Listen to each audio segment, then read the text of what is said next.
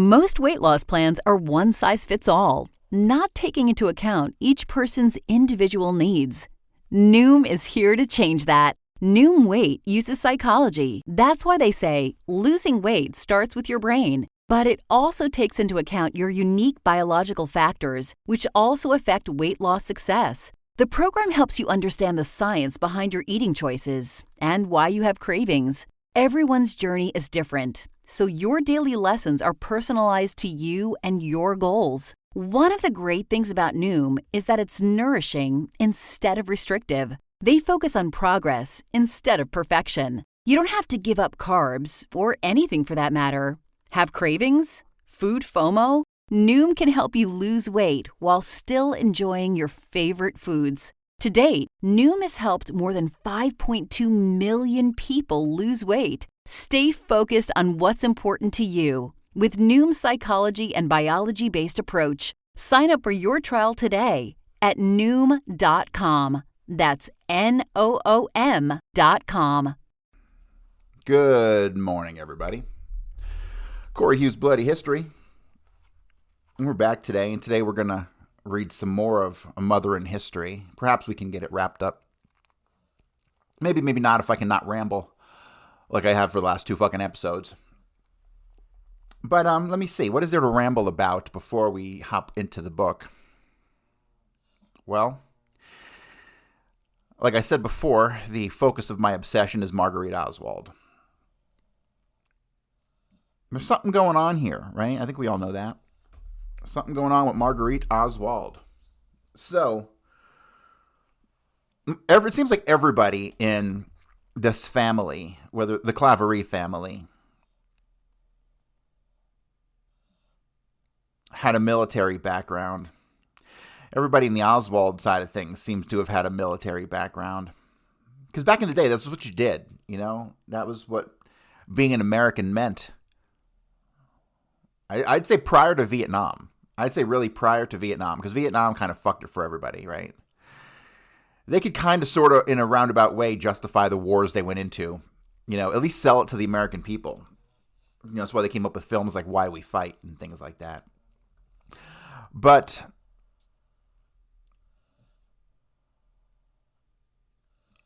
up until Vietnam, it seemed as though just joining the military was part of your American patriotic duty. So when you go and you start researching subjects within the Oswald investigation or the Kennedy investigation, you find that everybody was in the military. It's just how it was. The vast majority of people did their 4 years or whatever their commitment was and got out. But every once in a while, you come across someone who stays in for 10, 12, 15 years, you know, like John Pick. John Pick, who he joins the Coast Guard, and then he gets out of the Coast Guard, joins the Air Force. Kind of weird, right? John Pick's a mystery character. To this date, I have only found 3 pictures of him. One when he was a child, the photograph of him and Oswald and Robert Oswald. The photograph of him, allegedly him, graduating from high school with the glasses and the graduation cap, which doesn't look anything like the other 2 pictures. And then there's a black and white photo that I found wedged somewhere in John Armstrong's file from his recruitment into the Air Force, I believe, where he looks very stern, very big, thick man.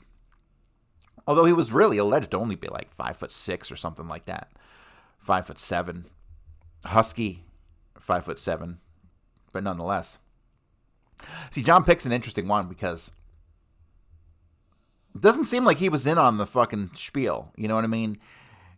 He was kind of out of the picture post-1950. Post-1950, he's like, Marguerite, you can fuck right off. And so post-1950, he's in the Coast Guard 6 years, then the Air Force for 6 years. Then he re-enlists again one more time. I forget how much he does, and I have no idea what he does after that. Very little information. So I have a subscription for the next 12 months to myheritage.com. You see, like a dumb shit, my ass signed up for a 2-week free trial so I could look up a bunch of stuff, and then I forgot to cancel it, and they charged me $130 fucking dollars. So I got a MyHeritage subscription for the next fucking year. I'm gonna take full advantage of it. It's just like Ancestry.com, but not as, highfalutin, so to speak. But when you go in there and you start looking into some of these people, John Pick, John Edward Pick, Junior, Senior, fucking the third, whatever. There's not much. There's really not much that pops up. I don't know how the information makes its way into these databases, right? So when you're talking about, let me give you an example. So when we're talking about Marilyn Dorothea Moret and her mother Lillian Moret, nowhere in any fucking book referencing the Kennedy investigation anywhere does it ever mention Lillian Moret or Marilyn Moret, for that matter, flying to, what's it called? Kittler Air Force Base? Some kind of, I forget the name of it. It's in Bermuda. It's the only Air Force base in fucking Bermuda. Let me look it up real quick while I'm thinking about it. Air Force Base, Bermuda. Kindley. There we go. Kindley Air Force Base. Kindley Air Force Base. So, why is it that I have travel records that I found on one of these Ancestry type sites showing Lillian and Marilyn traveling to and from Kittler Air Force Base, whatever the fuck I just said, around April, May of 1954. I just don't understand that, right? They've never mentioned it ever. None of the Warren Commission or HSCA, none of this ever popped up. It wasn't until these documents made their way into one of these Ancestry type sites that I found it, right? Because no other Kennedy researcher has ever mentioned the fact that Lillian and Marilyn traveled to this Air Force base in Bermuda in 54. No one's ever mentioned it before. It's just never come up. And why has it never come up? Because it's never been readily available, because this information didn't come from anywhere else other than one of these Ancestry type sites. So the question becomes, how did the specific information reference these travels enter into the database of, Ancestry.com and MyHeritage? And how did that happen?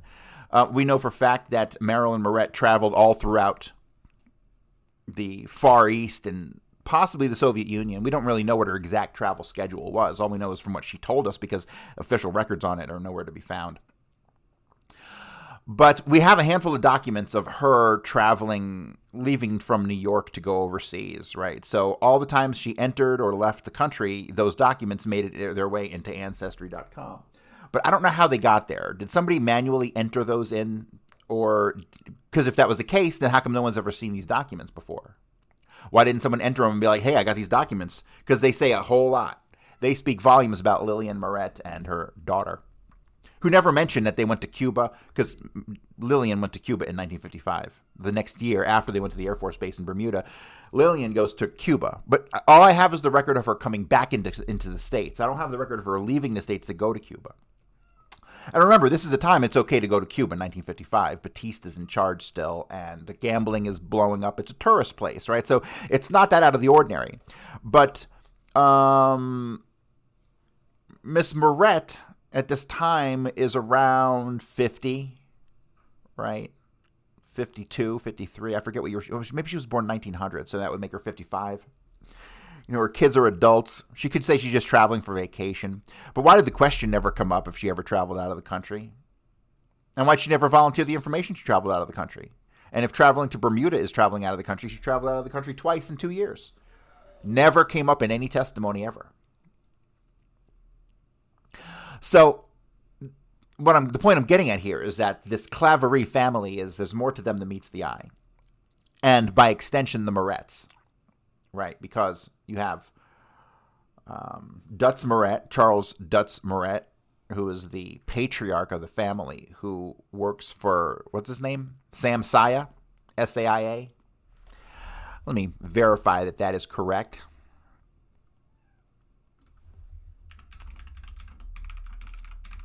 Sam Saya, New Orleans. Salvador A. Sam Saya Jr., born 1900 to 1965.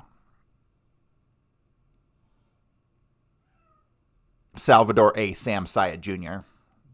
Died 25th of October 1965, New Orleans Parish, Louisiana. buried in the Metairie Cemetery. Now, who, might you ask, is Salvador A. Sam Saya Jr.? Well, he was definitely not only an associate of Dutz Moret, it's most likely that he was his boss for the vast majority of time that he was involved in the numbers game. And Salvador A. Sam Saya Jr. was a close associate of Carlos Marcello. So that's the connection there that you have between the Oswald family, right? Or by extension, the Oswald family. Dutz Moret married Lillian Claverie, gave birth to Marilyn Dorothea Moret, Charles Moret Jr., Eugene Moret. There's a couple others in there I'm forgetting about. But it seems as though Charles Jr. and Eugene... Oh, and John Moret. John Moret, who was... they always talk about him being a sports player, but he wasn't really a sports player much after the college years.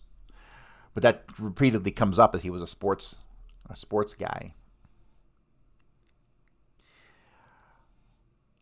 This family is connected to seemingly the mob and intelligence, which is the it's just the seemingly the MO is how it went back then. If you were in the mob, you worked with the authorities, and if you were with the authorities, you worked with the mob. It seemed to be how it went. But that's the relationship here to Carlos Marcello. And it was funny. I was going over the census records for the Morets one day, and I actually came across a notation on a census record from it must have been 1930. Maybe it was 1920. I don't remember offhand. But it said that he was a numbers books manager or something along those lines, right? And I cracked up. I thought it was hilarious because you're not supposed to say that part out loud. But if you're interested in the mob connections to Dutz Moret, you're going to have to look into Sam Saya, S-A-I-A. My looking into Saya has only been peripheral. If I had more of an indication that Saya was connected with intelligence operations somehow, then I would probably be more enthused to get there. But I've just got so much on my agenda. And speaking of my agenda, what is on my agenda? So on my agenda, what I have is I'm still working through all of the... See, I bit off more than I could chew. I should have kind of limited this first batch of research to the pre-military years. But based on my understanding of Oswald's life now, I kind of jumped right into everything up until 59 all at once. So I kind of bit off more than I could chew in regards to trying to sort 20 years of misinformation. Whereas the military stuff is going to be huge. That'll be a couple chapters unto itself in the next book, which I've kind of sorted out. I was going to do the next book on Israel, but you always want to go with what your burning desire is, right? What's getting you up every morning? That's what you want to focus your energies on, and it's not Israel. Everyone knows they're cunts. Okay, so for me, the pressing issue is to sort out the work of John Armstrong and Peter Dale Scott and A.J. Weberman and a whole bunch of other people who were kind of confused or onto this dual Oswald tip but never really sorted out a lot of the details. I got to honestly say that John Armstrong got there about 80%. He got it about 80% right. Anything post 59 with John Armstrong, he fucking doesn't get right. Okay, so you have to completely and totally discredit everything that Armstrong says once Oswald goes to the Soviet Union. Once that occurs, you need to completely ignore fucking Armstrong. He's just rattling off the only thing that he knows to talk about, which is Harvey and Lee. But it has no application post 59. It just doesn't at all. I haven't gotten to Russia, and there's some shenanigans with Russia, and it looks like there's multiple Oswalds in Russia too, but I don't even want to go there yet. My brain can't handle it until I wrap all this pre-Russia stuff up first.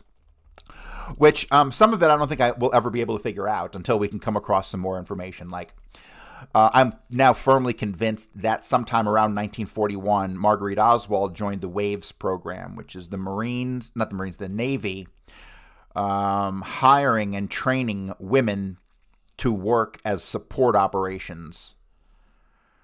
And they were kind of military, sort of, but they weren't locked in with the restrictions of a sailor who went and joined the Navy, right? You're locked in for 4 years, 6 years, whatever. These women were treated more like civilians, from what I'm gathering.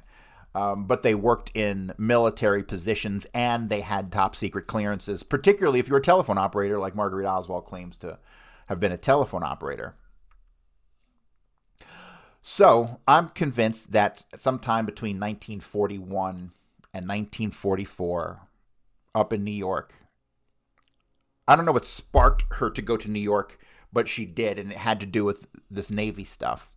Maybe she did get recruited down in Algiers, Louisiana, but then you don't go from being hired to hopping right into a position as a telephone operator with a top secret clearance, because that's what you needed, or some kind of secret clearance in order to be a telephone operator, because you're connecting people who have higher clearances than you do into telephone conversations that you could easily listen in on and nobody would ever know the better, right? So you have to be at a clearance level to handle connecting people at a higher clearance level than you as a telephone operator, right? So the bullshit few sentences that we get from Marguerite Oswald about her being a telephone operator in Algiers, Louisiana is nonsense, okay?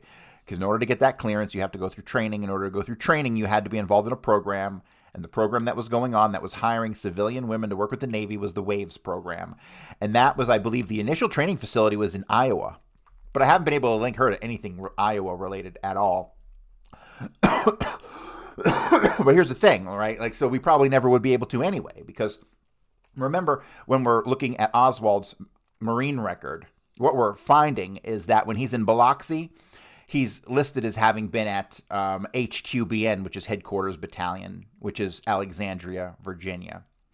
And then you come to understand that everybody who went through that ground clearance intercept operators course in Biloxi, everyone who went through that course had their listing on their assignment sheet listed as HQBN, Headquarters Battalion in Arlington, Virginia, Casual Company. Casco is what it says.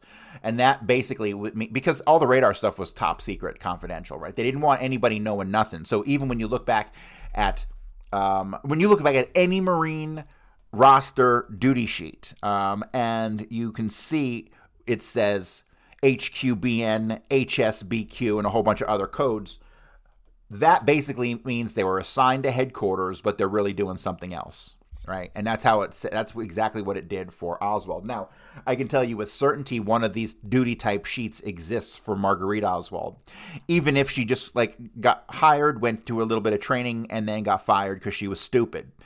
That she would still have one of these duty sheets that would indicate 2 or 3 lines, and so that I guarantee you is being held top secret by the Navy. Never going to see it. But yeah, from what I can tell, she was up in New York from 41 to 44-ish. She might have come back and bounced around because remember, you get leave. Like, how many times did Oswald come back? Or Robert Oswald, for that matter. Or even John Pick. They all got leave and they all got to come home. And so there's no reason to think that Marguerite Oswald couldn't have been up in New York and then come home. And while she's at home, put her goddamn kids in the orphanage, like the dates would imply, right? Robert and John Pick get back to the orphanage while in 1942 and beginning of 42. January, actually. So she probably came back for Christmas. After Christmas, dumped all her fucking kids in the orphanage. Actually, Oswald the next fucking day, the 26th of December, that cunt. Really, I mean, this woman is a piece of garbage human being. Like, fuck her. And she's really not smart. So it really makes the brain fucking, the gears turn when you're like, well, why the fuck would intelligence recruit this woman and her family? Purely circumstance, maybe just the fact that there was a fucking another Oswald who looked like another Oswald. Who the fuck knows? I'm more confused than anybody listening. Trust me. The more I come to understand the situation and the circumstances, the less anything makes sense. But I'll tell you something that makes sense. And God damn it, I'm never going to get to this fucking book, I swear. So let me talk about something that would indicate there might be some shenanigans going on with these letters, right? From Marguerite to John Pick and the dates and the overlaps and 126 Exchange Place and January 54 to May 54, where we can't account for where Marguerite and Lee are supposed to be living. And the fact that, was it Myrtle Evans, who was at the 1454 address, said that Lee was a cute little kid with blonde curly hair. Who the fuck has blonde curly hair? Thank you to Diana for pointing it out to me. Yeah, so during those years, 41 to 44, we don't know exactly where Marguerite was, and she could have been anywhere. The address she gave up there could have been where she's staying, and then they send her to training anywhere in the country. I mean, we just don't know. There's no verifiable data from this time period. And then we have a couple jobs that pop up. That, like her working for the insurance company, that pops up in 1950. There's other talk about her working for some programming of a station, a TV station, or I don't even fucking know, but this is out of control. And also she has, all of a sudden, at some point, she becomes a nurse. Like, how the fuck does that happen? Seemingly right around 5960, she ends up down in Vinton, Texas. Not Vinton or Vincent, it was Vernon, Texas. So how the fuck does that work, right? So we have a lot of questions that need to be answered. Reference this time period. All right, so I think I can stop rambling now in only 20 minutes. All right, so we're probably not going to finish then because I'm only going to read for another half an hour or so. And then we will probably wrap this up tomorrow. But we are on part 3, which is the final section of the book. Infernal thunderclaps shocked me awake on Mother's Day, and the rain on my windows sounded like kettle drums being belted by a gang of lunatics. A Dolores gloaming hung in my air-conditioned room where the temperature was always that of a meat cooler. The windows, of course, could not be opened, so that even on a warm day, I had goose flesh if I took off my sweater. And the rushing wetness outside was a palpable ectoplasm within. My impulse was to eliminate the day by taking a sleeping pill, but I was committed. I must go with Mrs. Oswald to her son's grave. For a long time, I lay abed dwelling over a great pot of coffee and the Dallas News, pitching and tossing through the dispatches from South Vietnam and the Dominican Republic. I had the dislocating feeling that I was not reading about the culmination of crises today that would be annulled by different ones tomorrow, but that I was trying to get into my head the complicated background and causes of a fait accompli for a history examination. The living, current, and inexplicable chaos was not happening plangently in South Asia or in the West Indies. It was not political upheaval and war. It was the assassination of President Kennedy that had taken place only hours or even minutes ago. Probably the storm through which we drove to Fort Worth was not the very worst I had ever seen, but at the time I could not recall another to equal its infuriating lightning and its dooming detonations and the Niagaras that roared down on us from 4 directions, baffling the windshields. It sounded like catastrophe, and I was to be in alien corn.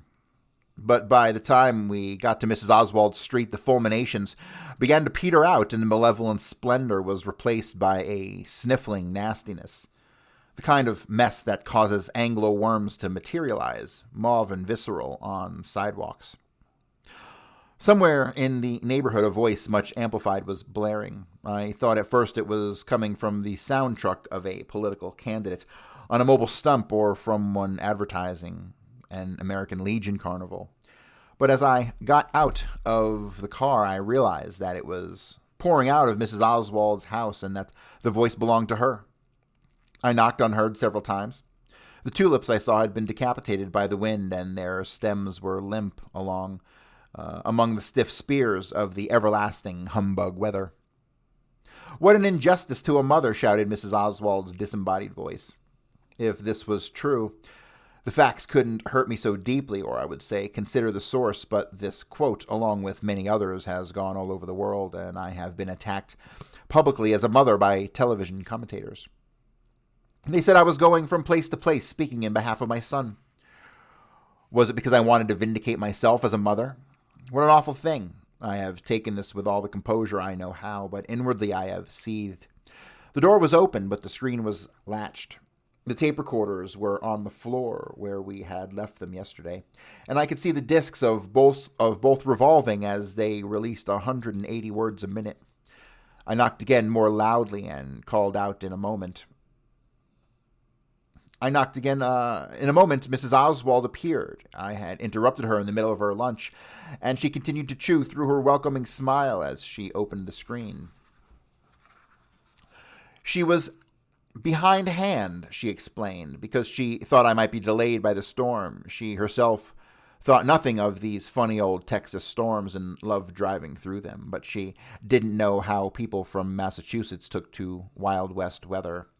As I have said, I have come down from the Connecticut, and she had my address there, but this kind of minutia did not concern her. From time to time, she had advised me to look something up in the Warren Report, and she would preface this by saying alternately, "When you get back to New York," or "when you get back to Boston." Once experimentally, I said that I would soon have to return to my post at Austin, and this news had no effect at all. I made out her observations about the comical Old West storms largely by reading her lips, since her recorded voice drowned out her current one. She let me in and turned the volume down to invite me to join her in a snack. I thanked her and refused and asked if I might put my soaked umbrella in the bathroom. The living room was even more disordered than it had been when I left it the day before. The coffee table was piled high with the newspaper clippings and pamphlets that Xerox documents. The lids of the tape recorders lay on the floor, and their canvas covers were wadded up as if someone had meant to throw them out but hadn't got around to it. Evidently, Mrs. Oswald had been so busy in my absence that she had let her nest go hang. The bedroom, however, was as neat as if no one had ever slept or dressed in it, and the aesthetic antiseptic bathroom besides the towels imprinted with unlikely anemones. The only thing I saw were a bottle of hand lotion named To a Wild Rose and an ornamental bar of soap embossed with the sharp golden lilies. If Mrs. Oswald suffered from dyspepsia or conjunctivitis, she did not tell the world about it by leaving her medications on view. In the living room, the affirmative voice went on. I understand that Mr. William Manchester was commissioned by the Kennedy family to rewrite the events of the 3 days, and his book will be out November 22nd, 1968. Mr. Manchester is the author of Profiles in Courage. She told me this earlier, and when I had diffidently suggested that perhaps she had the title confused with Manchester's book called Portrait of a President, she indicated that the confusion resided in my addle pate. What the fuck? I hate the language this woman uses. Today she went on record. I would like to say now, unless Mr. William Manchester discusses my life and my son's personally with me, this book will also be inaccurate. He came to see me, but he was here no more than 10 or 15 minutes. However, there was one very important question he added. I will tell you the question. He asked me what a certain party looked like, and I did have a picture of this certain party. I didn't ask any questions, and he just stayed about 10 minutes in my home. I say he will make the same mistakes as the commission members unless he cooperates with me about my life and my son's life. This is why there's so many distortions in the Warren Report. They spoke to outsiders, and they questioned my boys about age 6 and 7 that couldn't remember things, and they didn't have the courtesy to come to me and verify these facts. They printed whatever they were told, and so I state here and now to the American people that if Mr. Manchester does not spend at least 4 days with me, the Kennedy book will also be inaccurate, because I feel like I, Mrs. Marguerite Oswald, is the only one that can rectify some of the inaccuracies. I am the mother of this boy. The other 2 boys were in the service. They don't know a lot about our life, and it has has to come from me. Many of the readers are wondering, well, why doesn't Mrs. Oswald put all of this into one book so that we can get some kind of true story? It's impossible, dear reader. To begin with, the book would have to be researched for about a year or so, and no one has come to my aid, no publisher with the money or a writer to do this type of work. So until that time and money are afforded me, I will do the best I can. I will admit it is not enough, but as a mother, I am doing the best I can. I looked at myself in the mirror over the wash basin and stuck out my tongue and then went back to the living room. Mrs. Oswald was at her dining table, proceeding with her plentiful lunch. She got up and shut off the machines, and she explained, "I'll start this over from the beginning for you. You see, when I got up this morning, I thought I'd just be something on tape and all of my own. We can erase it if you don't like it, but I really and truly think I have some good instances here for you. I've got some real dynamite and some real exclusives." I was not pleased by any means. I had brought no other tapes, and there were several questions I wanted to ask her. But erasing all that yardage scared me because I was sure she would botch it, and there would be nothing left. So I managed an accepting smile and sat down, prepared to listen. "Can you do more than one thing at a time?" she asked. "I mean, can you listen and read and so forth and so on all at once?" "I can. I can cook and look at TV and clean house and all this and that, busy, busy, busy. Some of the reporters wrote me up the unsinkable Mrs. Oswald, because if you can, I want you to look at these scrapbooks and other things. I'll go on and finish my dinner. In point of fact, I cannot easily assign my attention to two... What the fuck? What is two folky smile, F-O-C-I? And it sets my teeth on edge to hear Scarlatti on the phonograph while cocktail conversation is going on. I can be seduced to attitudes I despise if a symphony is in the background to discussing of zoning laws, but Mrs. Oswald sat me down before a pile of albums, and we went to fool with the tape recorders and recited excerpts of her litany to the American way of life, and I had no choice but to divide myself into several receptacles. There were 4 big green albums of newspaper clippings, one devoted to Lee, one to Marina, one to Ruby, and one to herself. They were kept meticulously. Each clipping adhered to the page in precise relation to the edges, and all were protected by jackets of thick cellophane. Man, I wonder where those 4 volumes are today.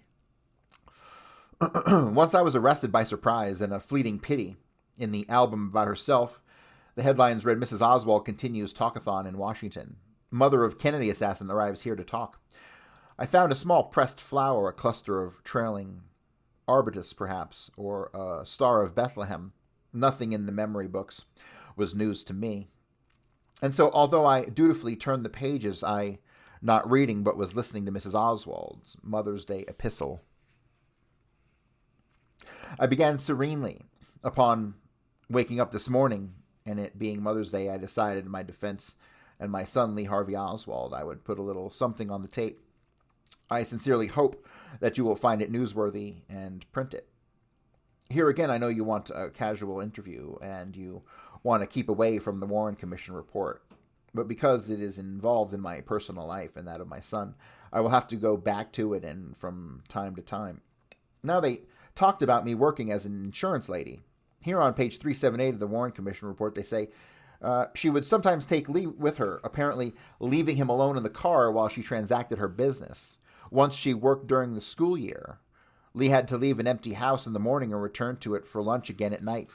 His mother, having trained him to do that rather than to play with other children. What an injustice. Anybody who's ever sold insurance, and there are many, many insurance men that are going to read this and listen to me and know, a person like I was selling insurance and didn't want to make a killing, we would go into 1 hour's time, collect $30, and so I was home most of the time with my boy Lee. I was usually with him unless I had a definite appointment. I always tried to make my appointments later on when both the man and the woman were at home, because I found in the beginning when I started to sell, I talked to the woman and I was asked to come back to discuss it with the husband. Well, then I would be immediately rejected at the door, and the simple reason for that was that the wife had discussed what I had said with the husband, and of course, she didn't know as much as I did about it, and she didn't present a good case. So I would have definite appointments instead, and usually one of 4 or 5 calls, I would sell nothing. Now, about did he play with other children? When Lee was 11 years old, he visited my sister in New Orleans, Louisiana, which is 525 miles from Fort Worth. Okay, so let me just stop right here for a point of reference. She says here, when Lee was 11 years old, he visited my sister in New Orleans. Okay, at 11 years old, that would be in 1950. 1950 is the entire year that she was registered as a fucking insurance salesman, as she just described. So, let's see some Let's see some contradiction here. I put him on a train and he went alone. I did caution him to be very careful not to go with strangers or talk with any men who might want to make his acquaintance. And there again, I'm proud that I thought about these things. This is motherhood, yet I was criticized in the Warren Report.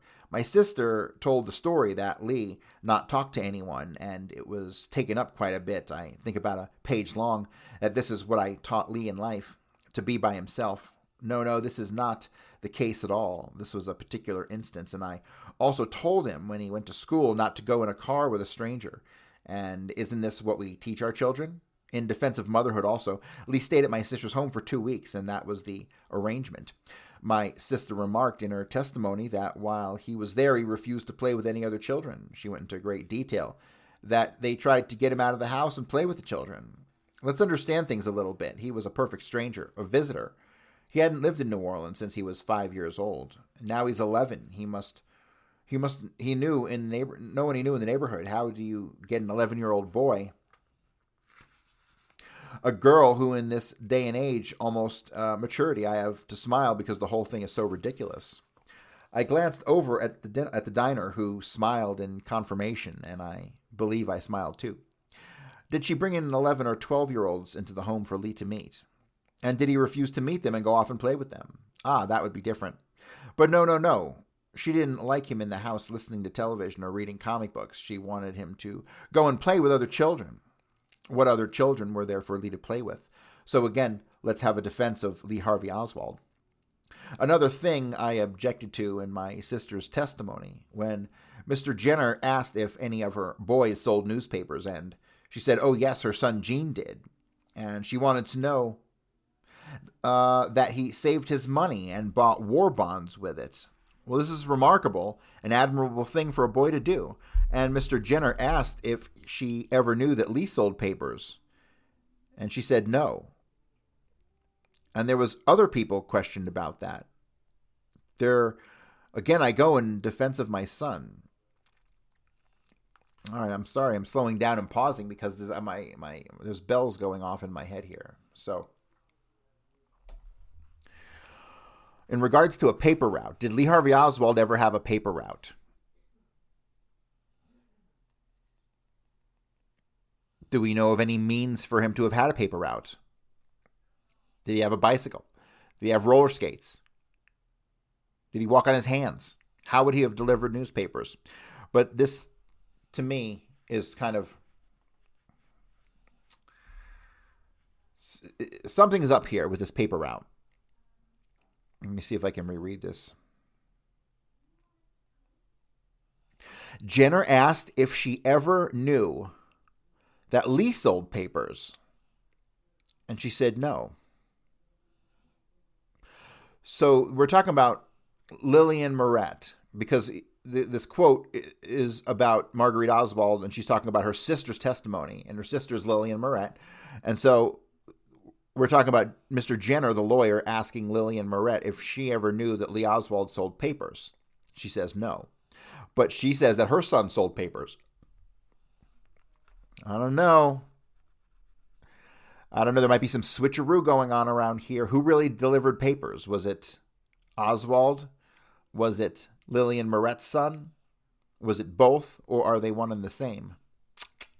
That becomes a question that I find myself asking myself over and over again with various circumstances.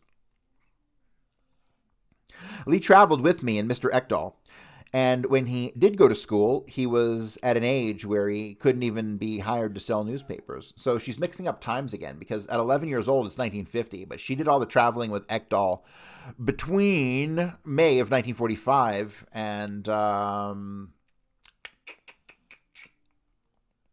sometime in 1946. I have to go through the documents and see where she was living at that time. But yeah, she's mixing up years here, seemingly on purpose. Lee traveled with me and Mr. Ekdahl. And when he did go to school, he was at an age where he couldn't even be hired to sell newspapers, right? Because that would have been at the Benbrook Common School, would have been the first one. But remember, we have the written statement of John Hart Ely, the Warren Commission lawyer, who said that we have to absolutely discount the idea that Oswald went to the Benbrook Common School the year he did, 1945 or 46, right? So we have some shenanigans going on, 45, 46 with the Benbrook Common School. And Oswald's traveling to Boston, where he stayed throughout September through February of 1945 into 46, right? That's the big problem there. Then that is to me, I would say the first confirmed anomaly is 2 years before there was a CIA, in 1945 with the Benbrook Common School and with Oswald traveling to Boston. Because you can't have both. The boys in the newspaper business were 15 and 16 years old, which is the trend today. My own newspaper boy is about 17 years old, and these boys are working their way through college. Now we're talking about a young boy, because this is before age 13, before the New York episode. But you see, I'm proud of my sister's boys. I think she has a nice family, but let's go a little deeper into an understanding. She remarked very proudly that her boy bought war bonds. Her boy had a father who was in the bookmaking business and had a very large income. They owned their own home. He was very liberal with money. And even though Gene did have a newspaper route, that's Eugene Morat, the son, he did not contribute to the household. As a matter of fact, his father gave him lunch money besides. So you see, there's a difference. Let's face it. This is where the human element comes in. This is where I've been persecuted. I have shed many a tear. My brains were scrambled eggs. I was reminded, and I tossed into the sponge and gave up trying to proceed from A to B to C. One of those games in which you are meant to direct a blob of mercury by clever twists of the wrist through a maze so it fetches up all the piece in a central zone. Sometimes the blob sprawls out like an amoeba, and at other times it multiplies itself by 20, so that there are tiny beads all over the place. Sometimes an integer remains, but always a wayward route and lodges far from the goal. Such a plaything can lead to temper tantrums in the middle-aged. I could get no foothold in Mrs. Oswald's reminiscences, and yet while my mind roved aimlessly every which way, it remained here in this room and on this day.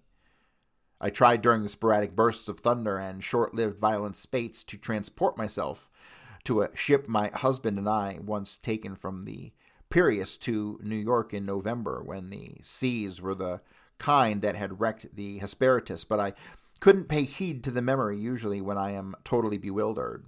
This happens to me often at the opera, and 92% of the time when I am listening to a learned paper or political speech, I can get my bearing by reciting the names of the states or by declining a stark Manlic noun. I used der Stuhl, and then a Schwach Weiblich one. And I don't know with all this German. But today I couldn't sum it up. The more of a score of states and German declensions that were quite out of the question. So I went back to following the leader of my great leaden clodhoppers.